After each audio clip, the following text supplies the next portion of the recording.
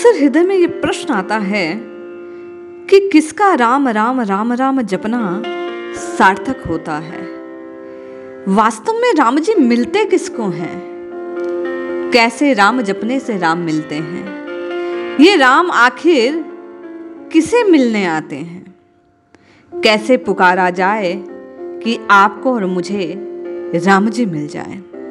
नाना प्रकार के प्रश्न, किंतु मर्म एक ही कि हम कैसे राम जी को पुकारें कि आपका और मेरा राम पुकारना सफल हो जाए। आइए एक कथा के माध्यम से इस बात को समझने का प्रयास करते हैं। एक अबोध बालक के इस संस्मरण से, इस कथा से राम जी से मिलने का आप और मैं एक और सच्चा प्रयास करते हैं। एक बार एक 8 वर्ष का बालक अपनी मुट्ठी में 1 रुपए का सिक्का लिए एक दुकान पर जाकर पूछता है कि क्या आपकी दुकान में ईश्वर मिलेंगे? बच्चे की बात को सुनकर दुकानदार को गुस्सा आ जाता है। वह सिक्का फेंक देता है और बच्चे को दुकान से निकाल देता है। बच्चा दूसरी दुकान पर जाता है, वही 1 रुपए का सिक्का उसके हाथ में है, चुपचाप खड़ा हो गया। दुकानदार ने पूछा, क्या चाहिए? क्या चाहिए लड़के तुमको? वह बोला, मुझे ईश्वर चाहिए। क्या आपकी दुकान में ईश्वर है? बच्चे की बात सुनकर वह दूसरा दुकानदार भी उसे वहां से भगा देता है, लेकिन वह अबोध बालक हार नहीं मानता। एक के बाद दूसरी, तीसरी, चौथी, 5वीं ऐसे करते करते 40 दुकानों के चक्कर काट लेता है। अंत में वह एक बूढ़े दुकानदार के पास पहुंचा। उससे भी उसने वही प्रश्न किया, क्या आपकी दुकान में ईश्वर मिलेंगे? दुकानदार ने उसकी ओर देखा और अचंभित स्वर में पूछा, तुम ईश्वर को खरीदना चाहते हो? क्या करोगे बेटा ईश्वर को लेके? पहली बार किसी दुकानदार के मुंह से प्रश्न सुनकर उस बच्चे के चेहरे पर मुस्कान की लहर आ गई। उसने खुशी से मन में सोचा, लगता है इसी दुकान पर ईश्वर मिलेंगे। बच्चे ने बड़े उत्साह से उत्तर दिया, इस दुनिया में मेरी माँ के अलावा मेरा कोई नहीं है बाबा। मेरी माँ दिन भर काम करके मुझे खाना खिलाती है। मेरी माँ अब अस्पताल में बीमार है। अगर मेरी माँ मर गई तो मुझे कौन खाना खिलाएगा? डॉक्टर साहब ने कहा कि अब तुम्हारी माँ को केवल ईश्वर बचा सकते हैं, इसीलिए मैं आपके पास आया हूँ। क्या आपकी दुकान में ईश्वर मिलेंगे? दुकानदार ने कहा, हाँ मिलेंगे। कितने पैसे हैं तुम्हारे पास? बच्चे ने कहा, बाबा 1 रुपया। मेरे पास 1 रुपया है। दुकानदार ने बच्चे से कहा, कोई परेशानी नहीं, 1 रुपये में ईश्वर मिल जाएंगे।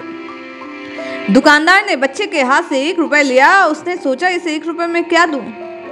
प्रभु को प्रणाम कर प्रभु की ओर निहार कर उस दुकानदार ने, बूढ़ा जो व्यक्ति था, उसने कहा, प्रभु 1 रुपये में ये पानी का गिलास इस विश्वास से दे रहा हूं कि आप इसकी सहायता करेंगे।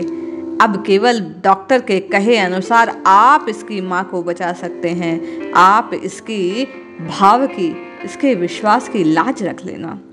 एक गिलास में पानी डालकर वो गिलास बच्चे को दे दिया और कहने लगे कि जा इसे अपनी माँ को पिला देना, वो बिल्कुल ठीक हो जाएगी। अगले दिन देव योग से ऐसी बातें बनी कि किसी स्पेशलिस्ट ने आकर अस्पताल में उस महिला का ऑपरेशन किया। वह जल्दी स्वस्थ हो गई, किंतु डिस्चार्ज के कागज देखकर उसके तो होश उड़ गए। डॉक्टरों ने जब उसे परेशान देखा तो कहा, आप चिंता ना करें, घबराने की कोई बात नहीं। एक वृद्ध व्यक्ति आपके सब बिल चुका है और उसने ये चिट्ठी दी है आपको देने के लिए। महिला ने चिट्ठी खोलकर पढ़ी। उसमें लिखा था, मुझे धन्यवाद देने की कोई आवश्यकता नहीं, स्वयं ईश्वर ने ही आपको बचाया है। मैं तो सिर्फ एक जरिया हूँ। यदि आप धन्यवाद देना चाहती हैं तो इस अबोध बालक को दीजिए, जिसने 1 रुपए के लेकर नासमझों की तरह ईश्वर को ढूंढना प्रारंभ कर दिया। इसके मन के दृढ़ विश्वास को कि ईश्वर आपको बचा सकता है, उसी विश्वास ने आपको जीवन दान दे दिया। विश्वास इसी को कहते हैं। ईश्वर करोड़ों करोड़ों रुपयों का दान करने से मिले ये कोई जरूरी नहीं, लेकिन मन में दृढ़ विश्वास हो, भाव हो, श्रद्धा हो तो एक पल में उस बालक की तरह ईश्वर अवश्य किसी ना किसी को निमित्त बना आपके विश्वास को पूरित करने के लिए अवश्य हाजिर हो जाता है। इसीलिए आप और मैं सब नाम जापक राम राम राम राम की जपना पूज्य स्वामी जी के कहे अनुसार ये मानकर करें कि राम जी हमारे हैं और हम राम जी के हैं। हमारे पुकारने से अवश्य नाथ सुनेंगे, आपका और मेरा पुकारना भी सफल हो जाएगा। एक दिन निश्चय ही राम जी हमारी पुकार को सुन हमें सीने से लगा लेंगे।